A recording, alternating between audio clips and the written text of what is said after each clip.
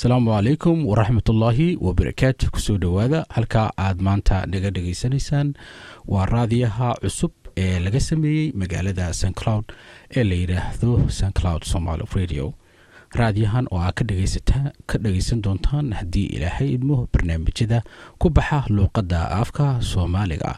sidaas oo kalena waxa aad ka dhageysan kartaan barnaamijyo luqadda afka Ingiriisiga ah raadiyaha magaalada ee 88.1.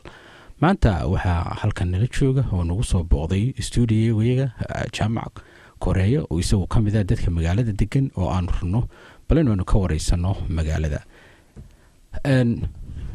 Jaamac intii aad hadda magaaladan aad timid bal ka waran magaaladan St Cloud. marka hore dadka aad iyo aad u salaamaya. magaaladan waxaan ahaa dadkii ugu horeeyay markii ugu horeysay Soomaalida ugu horeysay magaaladan timid waan ahaa around 98kii baan meeshan imid. xilligaa markaan imanay magaaladan dib badan baa naga qabsaday. gurigii baan laga kareyn waayay. shaqadu way adkayd oo dadku ma garanaynin waxaanu nahay. waxaana la moodayay dadka dhaca. adigu muddo sanada waan iska struggle gareynay anagoo dhalinyaro badan oo ilaa 10 hal guri baan deganayn.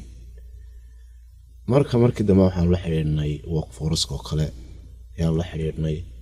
waxaanu keenay history-gaygii inaanu nahay dad shaqo taga. adigu markii loo gaaray 99kii magaalada dhan way isbedeshay. Soomaalida waa ku soo badatay. dadku shaqooyin fiican bay heleen.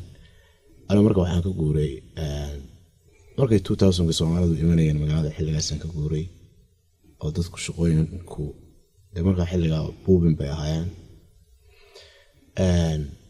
waxaan misna ku soo noqday 2011kii waan ku soo noqday. intii aadan bal nooga warramin xilliga aad ku soo noqotay magaalada sanadkan marka aad timid adigu 98 magaaladan St Cloud waa wax Soomaaliya oo marka deganaa ma jirin marka laga reebo arday marka jaamacadan dhiganaysay. wax ma nooga sheegi kartaa dhibaatooyinkii aad kala kulanteen magaaladan hadday noqoto xagga shaqooyinka ama hadday noqoto xagga guryaha dhibaatooyin badan baad kala kulanteen baa la yiri dadka Soomaalida markii magaalada soo degeen. dhibaatooyinkan oo kala kulanay waxaa ka mid ah iyadoo shaqooyinkii oo buubina marka hore aanan xitaa skills hadaad u leedahay aadan shaqo heli karin oo shaqo waa ka weynay. waxaa ka mid ah dhibaatadii ugu weyneyd guryahoona laga kareyn waayay. marka adigu time way nagu adkaatay. sanadkii ugu horeeyay struggle baan ku jirnay. xitaa dhalinyarada waa isdul saareen qaar baan shaqayn jirin. markii dambe waxaan la kulanay nin workforce hada retire noqday oo la oran jiray Wayne oo markaa workforce ka haystay.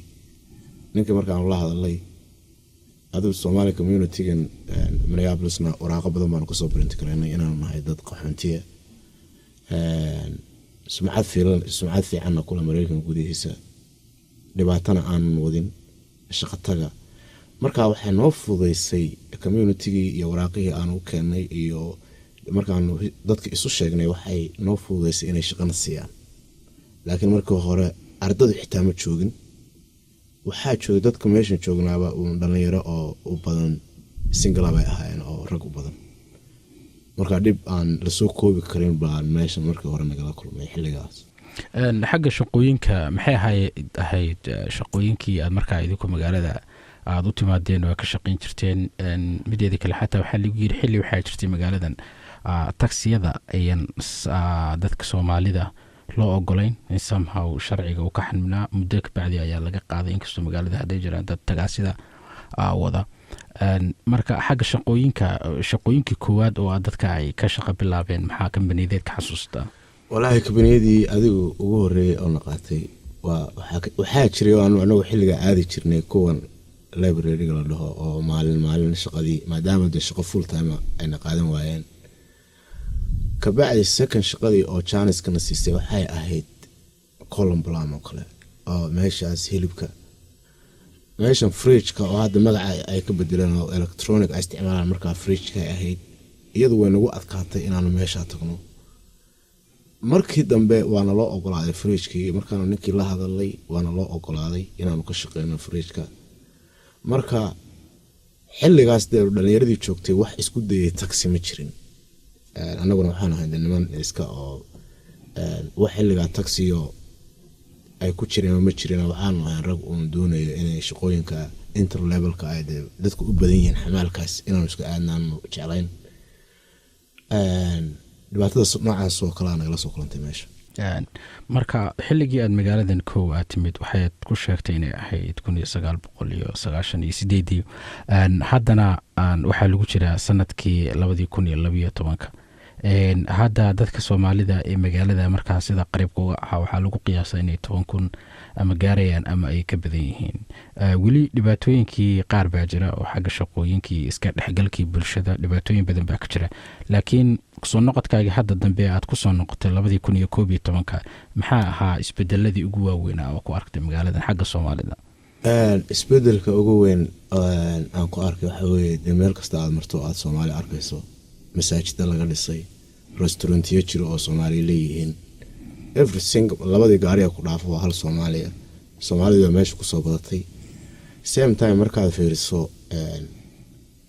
shaqooyinka aad fiiriso wali shaqooyinku sidii bay u taagan yihiin magaaladan sideedaba waxaa la wareegay temporary service adigu yaa la wareegay shaqadoodii oo dhan shaqo direct ku hayr garanaysa oo yar tahayba marka ilaa hadda waxaad moodaa in wixii aanu la kulanay xilliga aanu imanay meesha aanu la kulanay inay ilaa maanta taagan yihiin mana jiraan community way jiraan community iyo dadkiina wada shaqayn fiican kama dhaxayso hadda waxaa jira kabaniyo shaqooyinka ugu fiican magaalada bixiyo waa inaad temporary u tagto temporary-gaasu Soomaalida cadaadis badan bay saareen aniga markii aan ku soo noqday magaalada aniga waxaan ahay nin adigu muddo u soo shaqeynayay shaqooyinkan bisaarda waxaan ahay nin mechanic aan ahay oo professional mechanic oo school baan adigu kaga baxay one word 2 sano oo Mareykanka ah marka waxaa jiray marka example meel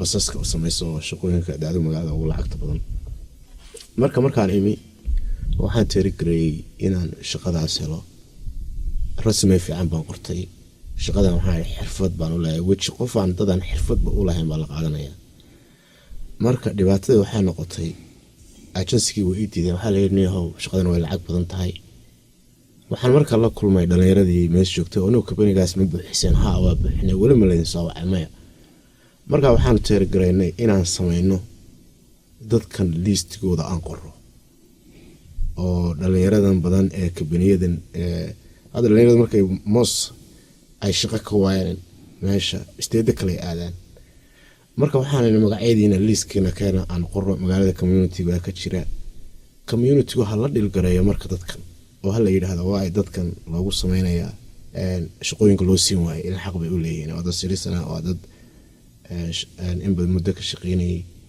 marka arintaasuna nooma suuro gelina waxaad moodaa inaan uusan ka dhaxayn communication uusan ka dhaxayn waa xiriira dadkii magaalada deganaa ee community marka kulay anigu naftigayga waxaan ogahay dhibaatooyinka ugu waaweyn ee bulshada hadda magaalada ka haysta inay ka mid tahay xagga shaqooyinka adigu haddaad u fiirsatay xagga shaqooyinka oo ay dadka Mareykanka hadda jooga oo dhan aad ugu sii adag tahay inay shaqo helaan dadkan qaxootiga ama wadankan ku yimid immigrant-igana ay dhibaatada shaqooyinka aad ugu dhibaato aad u saameysay waa maxay sababta keenaya inay adkaato in la qaato dadka asalkooda ka soo jeeda Soomaali ma xagga luqadda la xiriirtaa ma xagga waxbarashada la xiriirtaa ama taariikh badan oo shaqo oo aan lahayn baa jirta mise waxaa jirta cunsurinimo oo hay'adaha qaarkood ayaan u shaqaalaysan dadkaas xagga midabkooda awgood oo shaqooyinku waxay siiyaan dadyo kale ma arinta waxay oran karnaa iminka way jirtay xilli la oran jiray dadka luqad garan maayaan dadka Soomaalida isku mid maaha oo qaar baa iminka 20 sano jira dhalinyaro badan baa meeshan iyagoo yar yimi oo luqadoodu fiican tahay dad badan waxaa jira experience leh laakiin waxaan oran karnaa still meeshan St. Cloud dhaho wali ma bislaan ilaa hadda agency-yadan ilaa hadda dadka waxay ku wadaan cusurnimo ay ku wadaan markaan anigu arkay because waxaan sameynay anu xitaa dhowr muqaxyood baan soo taagay dhalinyaradan weydiiyay because dhalinyaradu magaaladan waxaa oran karnaa 80% Soomaaliya joogta waa shaqo la'yihiin. waxaa jira dad fiyu oo markay reerahoodu meesha degan yihiin isteeda kala shaqo aada. anigu muddo waxaan ka deganahay magaaladan almost sanad waxla reerkayga degan 2 jeer baan dib ugu noqday Grand Fox oo aan ka imay oo shaqooyinkoodu buubin yahay markaan shaqo ka waayay, which means luqadina denin garanayaan ahay experience no waan leeyahay last 20 years dalkan oo soo shaqeynayay oo xirfado kala duwan baan leeyahay. marka waxaan oran karnaa tii anagu xilligii hore aan magaalada nimi nagala kulantay baa weli taagan. su-aasha ugu dambeysaan jeclahay inaan ku weydiiyo waxa weeye maxaad u malaynaysaa in lagu xallin karo dhibaatooyinka iska haysta dadka qaxootiga ama dadka asalkooda Soomaaliya ka soo jeedo ee wadankan hadda jooga ama magaaladan ee shaqo la'aanta ku haysa sidee baa lagu xallin karaa bay kula tahay? waxaa lagu xallin karaa waxa weeye iyada oo magaaladan community baa jooga. I believe in 2 community hal communitygaas hadday dadkani u yimaadaan oo ay magacyadooda listooga gudbiyaan, qof waliba magaciisa gudbiyo kabinigu buuxiyey inta jeer experience ku leeyahay, waxaa laga yaabaa in isbedel dhaco. laakiin ilaa hadda waxaad moodaa dadkii iyo aanan fahansaneenba waxaan inay xuquuq u leeyihiinba. waxaa laga yaabaa dad badan oo markaan uu weydiiyey dhalinyaradii oo luuqadii garanayo experience la aan lahada way kabiniga ku qaadan waayaan, wallahi weligood ima soo wicinba. anoo xitaa waxaan tirigareeyay agenciyada qaar inaan xitaa ownerka raadiyo oo ownerka ay dhahdo maxaa jira way loo la'yahay dad Soomaaliya idin shaqeeya ilaa hadda way marka dhibkaas waxaa lagu xallin karaa iyada oo community-ga iyo dadkani ay isu yimaadaan oo community-gu dadkan u hadlo. aad iyo aad baad u mahadsan tahay. intaas ayaan ku ekeenaynaa maanta barnaamijkan aanu ku eegeynay dhibaatooyinka ka haysta xagga shaqooyinka dadka Soomaalida ah iyo bal nolosha waxay ku sugan yihiin dadka Soomaalida ee degan magaaladan St. Cloud ee gobolka Minnesota. waxaana maanta barnaamijkayaga marti noogu ahaa jaamaca Koreeye. halka aad iga dhageysanaysaan waa raadiyaha Cloud Somali Radio. intaanu barnaamijkan oo kala ku kulmi doono waxaan idinkaga tegaynaa sidaas iyo nabadgelyo.